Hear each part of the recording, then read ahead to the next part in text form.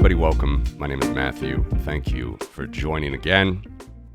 Closing out the public-facing money supply for the United States, M0, M1, M2, M3. In the last video, we left it here at this relatively constant leverage ratio of 10x. That is demand deposits to the bank reserves. So also a little bit of vault cash in that calculation here. You see the black shaded area at the bottom of this chart. Let's take off the Fed repos just to make sure. The black shaded area here. About 100 billion bank reserves before the global financial crisis. 11x levered. Not much different even from the 60s, the 70s, but we had the global financial crisis. So what can we look to see maybe what would have happened? Well, as I've alluded to many times, you got to look up the risk curve, up the monetary stack to M3 money. And I'll put that on now. We've already talked about this in prior videos, but you see here now this light green shaded area with the M3 money, huge compared to what that M1 money supply has become. Okay, about $16.5 trillion on the eve of the global financial crisis. And let's just see how levered that is compared to those same bank reserves and vault cash that the financial system holds at its core. And put that ratio up now. Here we can see something different. Okay, we can see that up to the 80s, we see pretty large increase in M3 leverage over bank reserves, where the M3 leverage in the 50s and the 60s was only 2 to 3 times, 2.5 times more than the M1 leverage. Okay, and remember the M1 leverage is just demand deposits divided by the bank reserves. We see it explodes here to about 80 times leverage, or 7-8 times more than the M1 leverage. So it interestingly moves sideways here in the 80s and even delevers a little bit in the start of the 90s, but then starts to explode again to where on the eve of the global financial crisis, we're over 120x. So over 10, 11, 12 times the leverage of demand deposits. That's an interesting picture. Something is happening here. First thing to say is, perhaps you've heard, made the news a lot in around 2008, 9, 10, 11, 12. What was the makeup of a lot of this deposit money that was going into the financial system? Well, that money was invested into something called CDOs, MBS, mortgage-backed securities. There was a big real estate bubble. But what was the entity that was investing into these things? Was it your demand deposit account? No, it wasn't. It was not your demand deposit account, because you see there that leverage for demand deposits has been relatively constant. See that black line at the bottom of the chart now, which looks more non-consequential after we put the M3 leverage ratio on. That black line stays around 10x, 10, 11x for the last 50 years before the global financial crisis. We can see the M3 money is much more consequential. And of course, I'm answering the question: who was investing? What types of deposit money was flowing into this MBS, CDS, CDOs, all of these collateralized debt securities that were offered in the market during this time? Blythe Masters, one of the founders of this idea. Well, it was hedge fund money, money market fund money, large time deposit money. It was money that was further up the risk curve, less liquid type deposits from a withdrawal to base money type perspective. You had to be further out the risk curve, whether you're a retail depositor or an institutional depositor. And we exactly see that. But we're still not going far enough. Was it purely the animal spirits of the market? Was it the ravenous desire for returns that pushed that type of money out there? Or could there have been something else going on? And you can imagine, I think that there was something else going on by my tone. What could that have been? Well, after the Great Depression, the Federal Reserve passed regulation called Regulation Q. What Regulation Q did was it limited the upside of interest rates that could be paid to depositors in demand deposit accounts and even savings deposit accounts to zero. It started to be deregulated, interestingly here, in about the 80s. But until the 80s, Regulation Q was in full effect. And you had a lot of inflation here in the 70s. And if you had your money in a deposit account or even a savings deposit account, you were not even close to keeping up with inflation with the interest that you were earning. So what did depositors do? They moved to M3 money. They moved further into money market funds, hedge funds, repurchase agreements, Eurodollars as well. Eurodollars is offshore dollars. They moved into other markets, even having dollar-based deposits. They moved into other markets. And the key there is that they were out of the so-called safe deposits, demand deposits, even savings deposits. It's a long-term phenomenon. And indeed, this started during the Great Depression, and many economists, most economists, I'd say, worth their salt, would tell you that the Great Depression did not fully end until after World War II, when the United States had already retooled and had a full military economy, had to retool it, a highly productive economy. It took a long time to pull out of the Great Depression, but deposit money was very much limited in where it could earn a yield.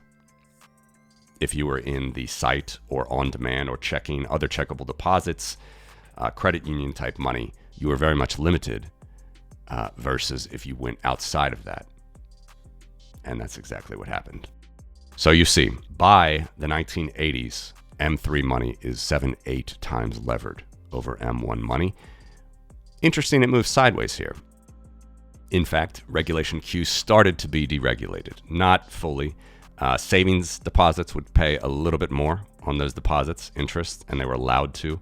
Demand deposits, checking accounts, still no yield. Okay, so savings deposits could pay. You see, it's almost like, the competition kind of halted M3 money for a decade, and interestingly, even delevered here into the 90s, but wasn't enough.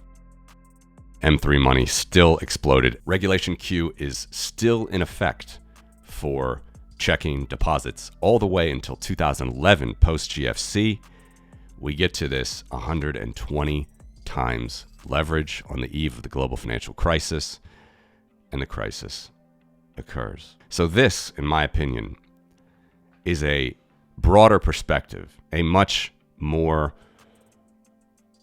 acute vision into how leverage works in the banking system and in society. And this goes out to our full reserve friends who think that it's just the inherent nature of banking to cause crises. Well, even with all of these crazy regulations, you don't see the demand deposit size of the financial system become outsized relative to bank reserves. No, it's relatively at 10x.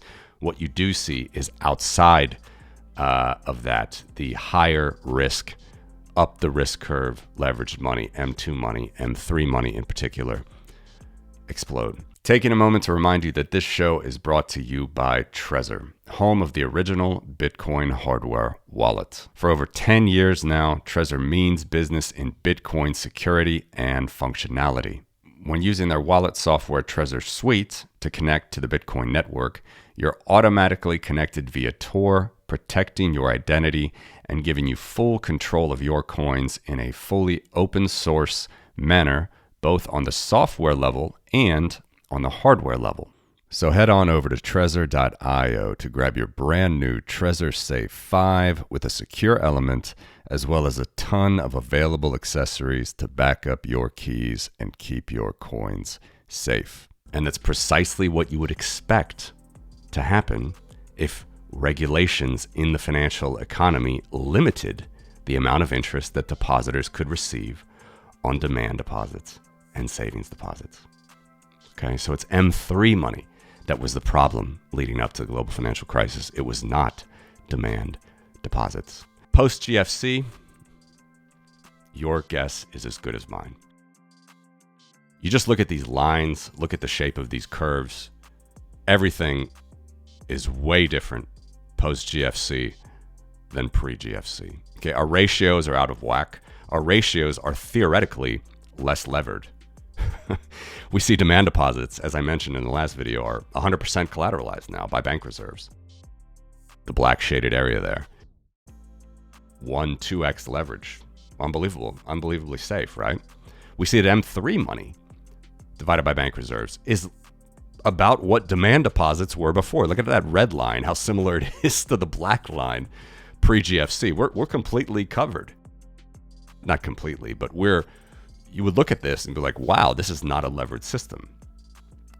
That analysis doesn't seem so pure in itself anymore, does it? We even have the Federal Reserve, the monetary authority of the United States, involved in the repo market, okay? And so many things on the chart starts to resize a little bit. Let's see if I can fix that. This gray area, let me try to pick one of the max periods. So yeah, somewhere here, let's say November 2022, the monetary base was about 5.4 trillion. That is M0, 2.2, which is cash out in circulation, plus the bank reserves involved cash, 3.2. Monetary base is about 5.4 trillion. But you got to add on another 2.5 trillion to get close to the Federal Reserve's balance sheet. What is that? That's Fed repos. That is the Federal Reserve getting involved in the repurchase agreement market. They are actually levering up treasuries, although they don't do the leverage. They're just buying treasuries from money market funds, getting money market funds out of the market. But why would money market funds want to get out of the market? Why would they repo with the Federal Reserve when they could just hold treasuries or repo with, a hedge fund, presumably to make more interest? Because they're afraid too. Everybody's afraid. So everybody's afraid in this system, and we have still a massive increase in the money supply. You can see that the slope of M1 money and still the slope of M3 money, even though it does come down after the GFC, it recovers and they all explode post-COVID. So we do still have these higher rates of printing for M1 and M3, as I've shown in the prior videos. But interestingly, we have lower leverage, lower overall systemic leverage of this money, because the deposits that the banks hold with the central bank, i.e. the bank reserves, the vault cash in their vaults, even the Federal Reserve repos with money market funds, these are huge dollar amounts. That has never been the case. I'm looking at the black and gray shaded areas here. It's never been the case pre-GFC. So much more to say, but I'm just going to have to leave it there. Your guess is as good as mine where this new financial epoch, this new financial era will go. Never financial advice, but as Milton Friedman said, inflation is always and everywhere a monetary phenomenon. He's speaking of an increase in the level of prices. It's always and everywhere an increase in the level of money, the money stock. We see that still occurring, even though Regulation Q has actually been phased out, even though there's not even a leverage ratio in effect for the United States, a leverage and or a reserve ratio, the inverse of that. The United States doesn't even have that. They haven't had that since COVID.